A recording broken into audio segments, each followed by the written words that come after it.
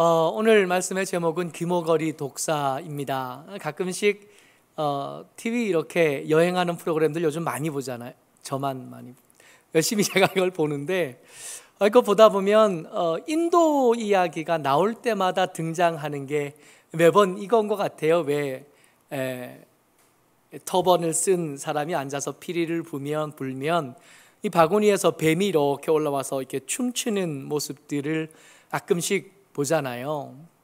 제 사진을 가지고 왔는데, 근데 이게 찾아보니까 뱀이요, 오늘 제목은 귀머거리 독사이기는 하지만 사실은 뱀은 원래 귀가 있기는 한데 그 귀가 제대로 역할을 하지 못하게 된 지 이미 오래됐답니다. 소리를 듣지 못한대요. 그러니까 뱀이 지금 피리 소리를 듣고 춤을 춘다고 생각하는 것은 사실이 아닌 거예요. 원래 뱀은 소리를 듣지 못하고 다만 주변의 온도의 변화를 혓바닥으로 이렇게 감지하면서 제 사물을 판단하고요. 그러니까 저 술사들, 저기 뱀을 춤추게 하는 사람들은 소리로 하는 게 아니라 바구니를 툭툭 건드려서 하는 거래요. 그러면 바구니를 툭 건드리니까 뱀이 그 안에 있는데 바구니가 흔들리니까 뱀이 화가 나서 대가리를 쳐든 거예요. 그래서 그 앞에 이제 피리가 보면 나중에 영상을 한번 보시면 좋겠는데 왔다 갔다 해요. 매번 이렇게 피리를 부으면서 흔들어요. 그럼 뱀이 열받아서 화가 나서 그 피리 보고서 왔다 갔다 흔드는 걸 우리는 춤추는 거다라고 생각을 하는 겁니다. 사실은 뱀은 지금 굉장히 화가 난 상태고 화가 나 있으니까 언제든지 기회를 받다가 물 준비를 하고 있는 겁니다.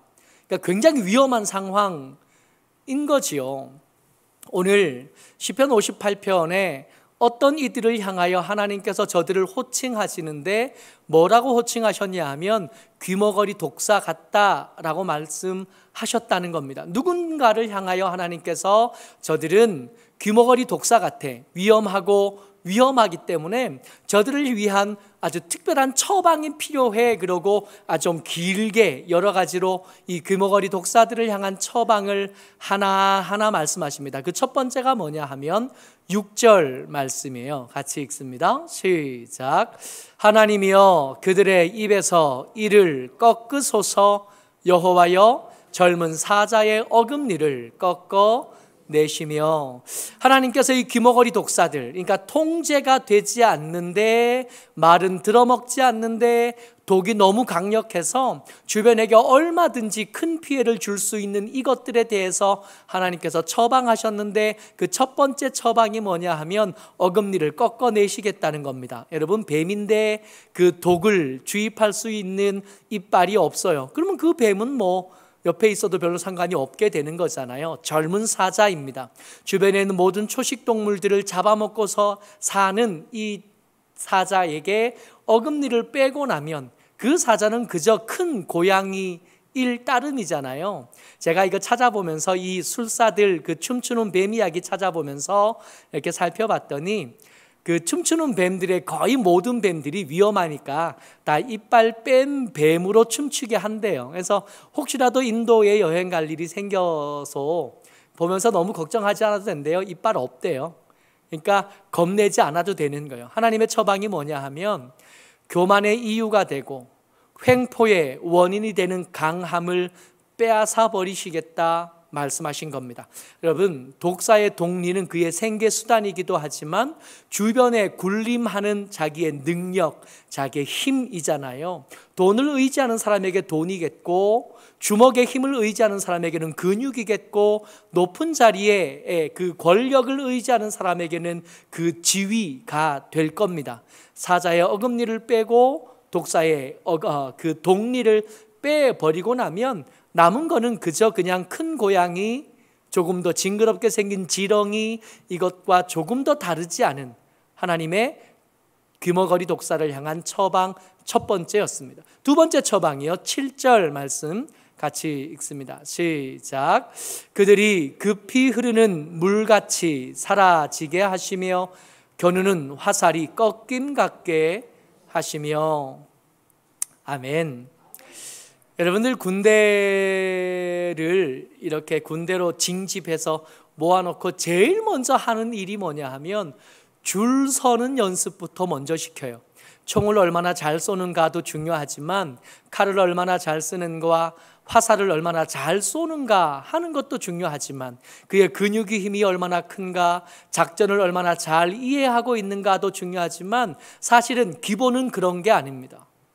군인들의 가장 기본은 뭐냐 하면 앞사람 뒤꿈치 보고 설 수 있겠나, 간격을 맞춰서 잘 설 수 있겠나. 근시대에 가장 짧게 끝난 전쟁 중에 하나가 이스라엘, 독립한 지 얼마 안 된 이스라엘과 그 주변 아랍 사람들과의 전쟁이, 이슬람, 무슬림들하고의 전쟁이 근시대 중에 전쟁 중에 제일 빨리 끝난 전쟁 중에 하나 있는데, 한 50년 전에 일어난 그 전쟁의 별명이 뭐냐 하면 6.1 전쟁이에요. 이스라엘, 작은 나라 이스라엘과 이집트를 중심으로 한 무슬림 세력들이 전쟁이 붙었습니다. 사람들이 생각했어요. 이때 이집트의 군대가 1억 명이 넘었답니다. 그 주변에서 동원할 수 있는 군대의 숫자가 어마어마한 거죠.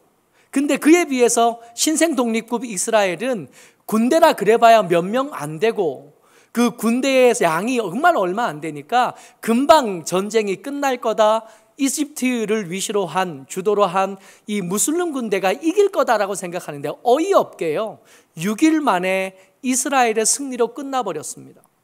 전쟁이 끝난 다음에 전쟁학자들이 얘기했어요. 아마 애굽의 군대가, 이 이집트의 군대가 줄만 설 줄 알았어도 지지 않았을 거다 그랬어요. 전쟁이 시작되자마자 이스라엘의 전투기들이 날아가서 이 이집트의 공군력을 무시하고 다 없애버리고 난 다음에는 전쟁이라고 할 것도 없었어요. 이스라엘의 사람들은, 전 세계에 흩어져 있던 유대인들은 자기 조국이 전쟁이 벌어지니까 다들 이스라엘로 돌아갔고 비행기표 끊어서 얼른 고국으로 돌아갔대요. 전쟁해야 되니까, 싸워야 되니까, 나라를 지켜야 되니까. 거의 수천 년 넘게 나라를 잊어버렸던 백성들이 나라를 얻을 수 있는 기회를 얻었고 나라를 세웠는데 그 나라를 뺏기게 생겼으니까 전쟁하러 갔답니다. 그에 비해서 이집트 사람들은 도망가기 바빴다는 거죠. 6일 만에 전쟁이 끝났대요. 여러분, 군대가 군대다워지는 거 사실은요, 그 위대한 전투력과 좋은 무기보다 더 중요한 거, 줄을 제대로 설 줄 알겠나. 오늘 말씀 자세히 보세요. 이 어떤 군대가 활을 당겨서 겨누었습니다.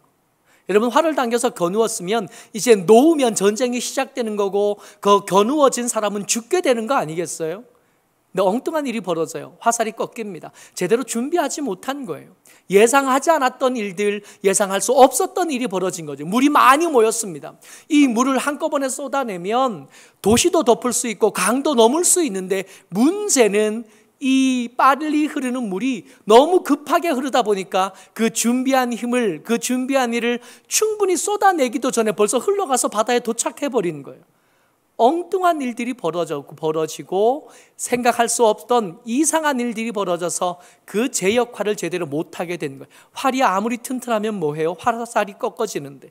이렇게 당겼을 때 겨누고 있다가 이 시위를 놓을 때까지는 버텨줘야 날아갈 거 아니겠어요? 그 시간도 제대로 버티지 못해서 꺾어지는 군대, 그런 화살은 더 이상 아무런 힘을 가질 수가 없게 되는 거죠. 하나님께서 이 독사, 금어거리 독사를 향한 처방 두 번째가 뭐냐 하면 그들이 예상할 수 없었던 일, 그들이 준비할 수 없었던 엉뚱한 일이 일어나서 그들의 계획이 주저앉게 만드시겠다는 겁니다. 8절이요, 같이요, 시작. 소멸하여 가는 달팽이 같게 하시며 만삭되지 못하여 출생한 아이가 햇빛을 보지 못함 같게 하소서.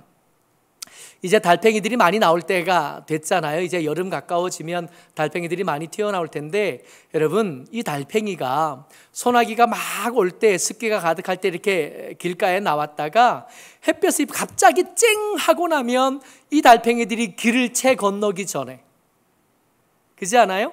그 목표한 그 습기가 있는 그곳에 채 도착하기 전에 그 말랑한 몸뚱이가 이게 증발해 말라버리고 나면, 가끔씩 길 가다 여름에 보면 소나기 끝나고 쨍한 날, 햇빛이 반짝한 날 가다 보면 길가에 담탱이 그 껍데기만 이렇게 남아 있는 거 가끔씩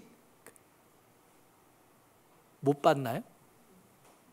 저만 그런 거 가끔씩 있어요. 그 껍데기만 남겨지고 속에 거 어디 간 거 없어요. 녹아버린 겁니다. 강한 햇볕에 말라버리는 거예요.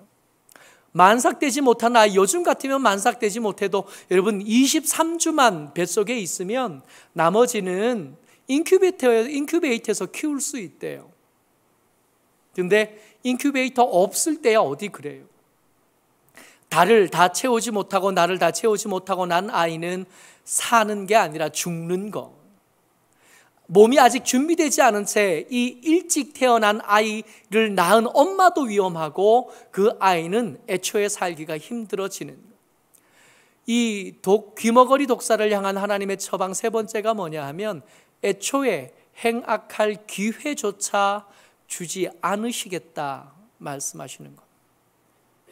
여러분 이 말씀을 좀 두려움으로 들었으면 좋겠어요. 네 번째 처방입니다. 9절이요. 시작.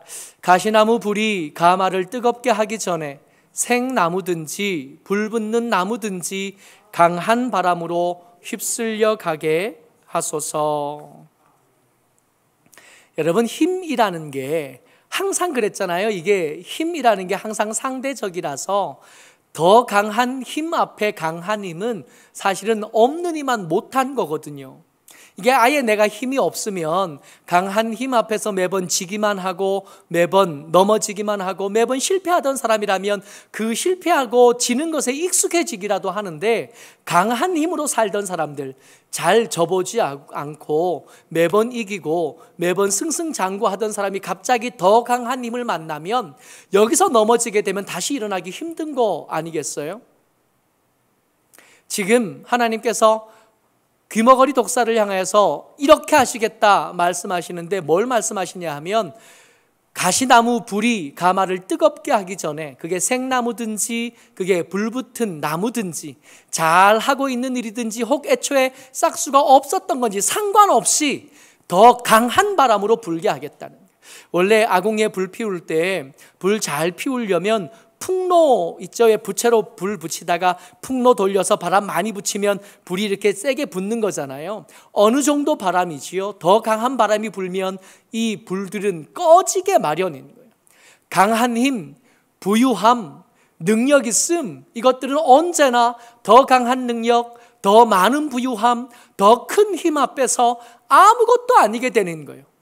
잘하는 줄 알고 꽤 큰 능력을 가진 줄 알고 있다가 더 강한 힘 앞에 서게 될 때 그의 좌절과 그의 낙심은 이전과 그가 이제까지 밟아오면서 왔던 그 더 약한 사람들이 경험한 한 그 낙심보다 훨씬 더 클 수밖에 없을 겁니다. 한번 정리를 해보자고요. 어떻게 하실 거냐 하면 더 강한 힘을 만나겠다 하시겠어요. 기회조차 주지 않겠다, 빼앗아 버리겠다 하신 거고요. 또 그들을 향해서 하나님께서 예상할 수 없는 이상한 일이 벌어지게 해서 그들의 계획을 꺾으시겠다 말씀하신 거고요. 그들의 힘, 그들의 교만의 근원이 된 것들을 빼앗아 버리겠다 하나님 말씀하신 겁니다. 여러분 이 말씀이 뱀 이야기는 아닐 거 아니에요. 어느 마을에 독한 뱀, 정신없는 뱀 한 마리가 있었어 할 때 하나님께서 이 뱀 이야기 하실 때 뱀이 문제야 그런 게 아니라 이 뱀 이야기 하시면서 꼭 이 이야기를 들려주고 싶은 어떤 사람들이 있었던 거 아니겠습니까? 지금 이 귀머거리 독사 이야기 하실 때 하나님은 누구를 떠올리셨는가 말이에요. 귀머거리 독사가 누구인가 말입니다. 이 말씀을 누가 들어야 되는가 말씀입니다. 1절 같이 읽습니다. 시작. 통치자들아 너희가 정의를 말해야 하거늘 어찌 잠잠하냐. 인자들아 너희가 올바르게 판결해야 하거늘 어찌 잠잠하냐. 일단은 뱀은 아니고요, 통치자와 인자들이 등장했습니다. 여러분 하나님께서 이스라엘 백성들이 하나님을 찾아와서 사무엘 선지자를 찾아와서 그렇게 요구해요. 우리에게도 왕이 있었으면 좋겠습니다. 매번 왕을 가진 우리 이웃 사람들이 우리에게 쳐들어와서 우리의 먹을 것을 빼앗아가고 우리의 소와 양들을 빼앗아가는데, 아무리 봐도 우리가 저들에게 지는 이유가, 매번 이렇게 전쟁에 지는 이유가 우리에게 왕이 없어서인 것 같습니다.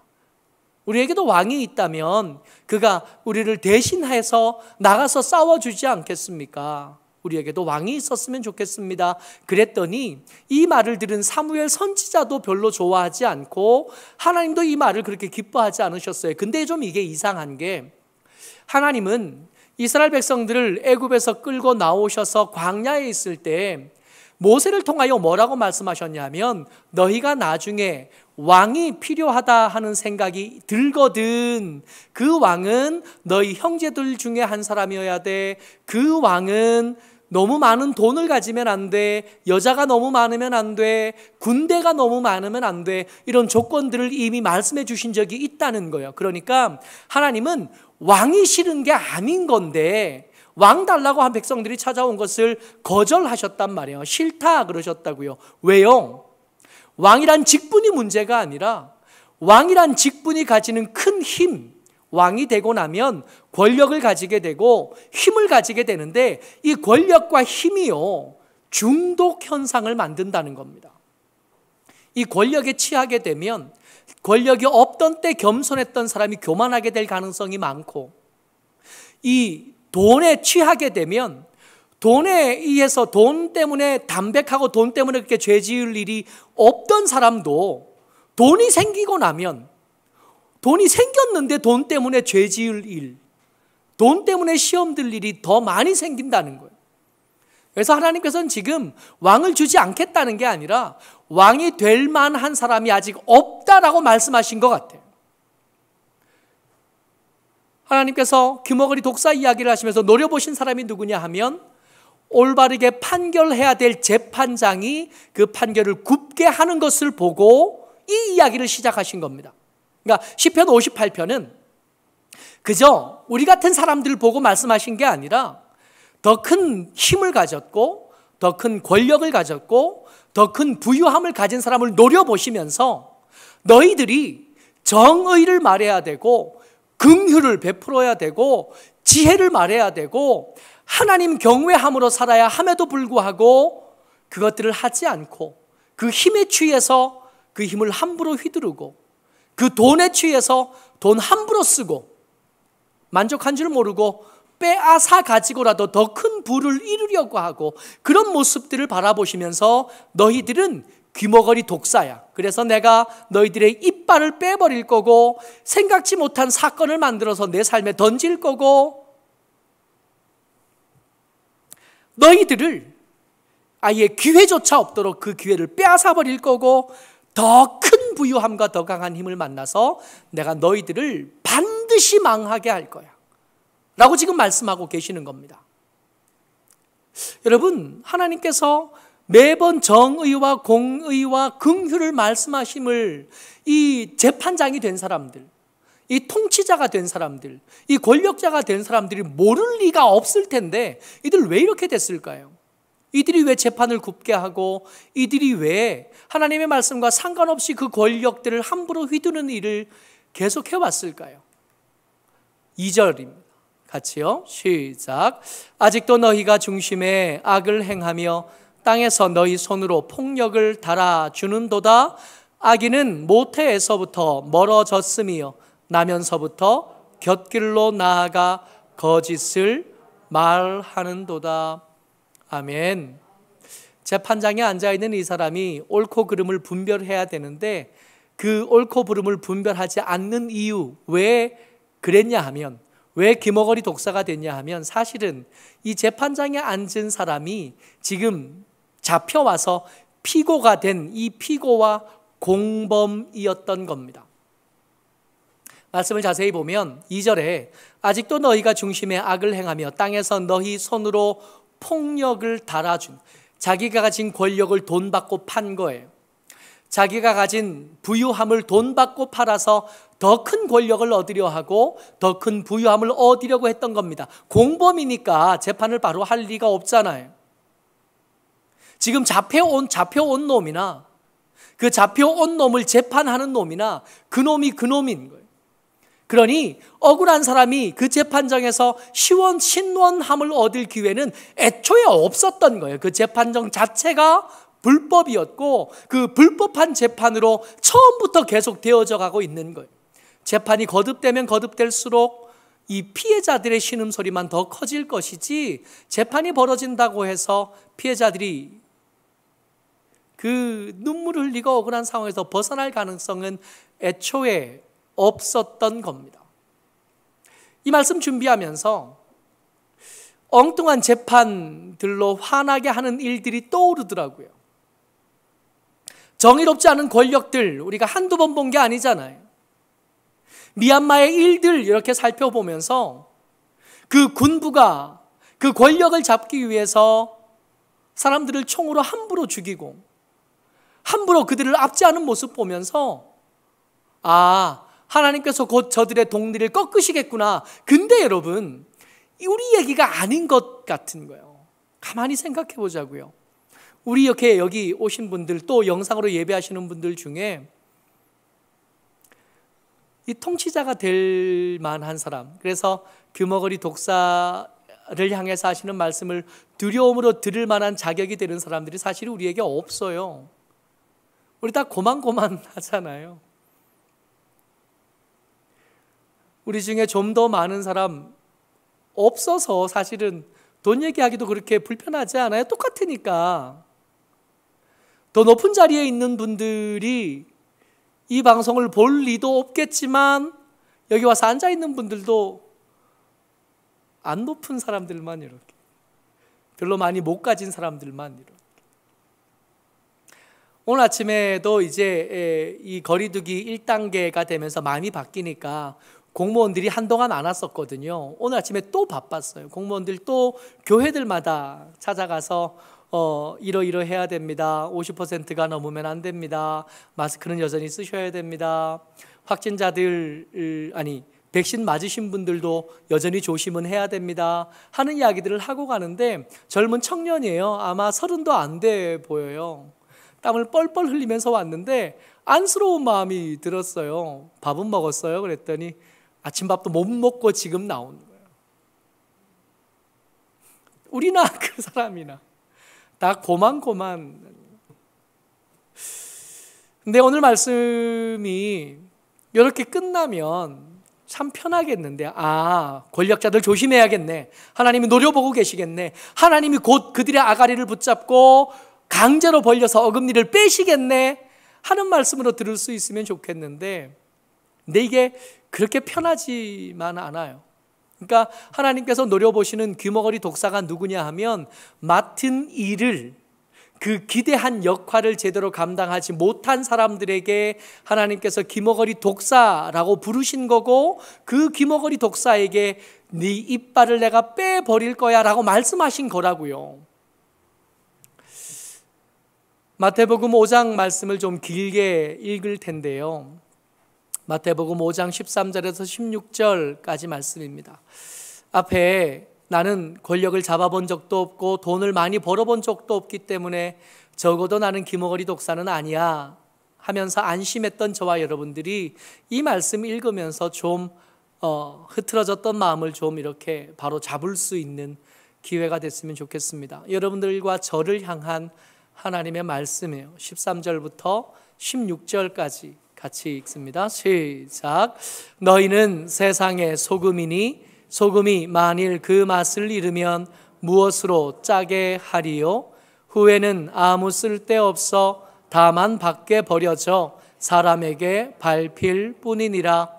너희는 세상의 빛이라. 산 위에 있는 동네가 숨겨지지 못할 것이요, 사람이 등불을 켜서 말 아래에 두지 아니하고 등경 위에 두나니 이러므로 집안 모든 사람에게 빛이 느니라.